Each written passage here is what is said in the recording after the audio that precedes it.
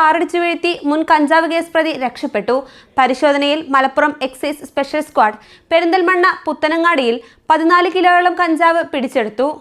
Operation തണ്ടറിന്റെ ഭാഗമായി Malappuram anti narcotic special squad inspector Jayesh കുമാറിന് ലഭിച്ച രഹസ്യവിവരത്തിന്റെ അടിസ്ഥാനത്തിൽ നടത്തിവന്ന പരിശോധനകൾക്കിടെ ജൂൺ 1 രാത്രി 9:15 അങ്ങാടിപ്പുറം വൈലോങ്ങരയിൽ വെച്ച് മാരുതി സ്വിഫ്റ്റ് കാർ ഓടിച്ചു വന്ന മുൻ കഞ്ചാവ് കേസിലെ പ്രതിയും കൂടിയായ സക്കീറും സംഘവും ചേർന്നാണ് എക്സൈസ് വകുപ്പിന്റെ സ്കൂട്ടർ ഇടിച്ചു തെറിപ്പിച്ച് രക്ഷപ്പെട്ടത്.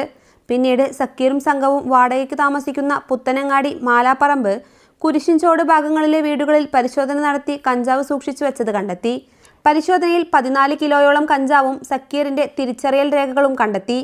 സക്കീറിനെ പ്രതി ചേർത്ത് കേസെടുത്തിട്ടുള്ളതും സംഘത്തിലെ മറ്റാൾക്കായി അന്വേഷണം ഊർജിതമാക്കിയതായും എക്സൈസ് സംഘം അറിയിച്ചു. സക്കീറിന് പെരിന്തൽമണ്ണ എക്സൈസിലും ഒറ്റപ്പാലം പോലീസിലും മുൻപ് മയക്കുമരുന്ന് കേസുകളുണ്ട്.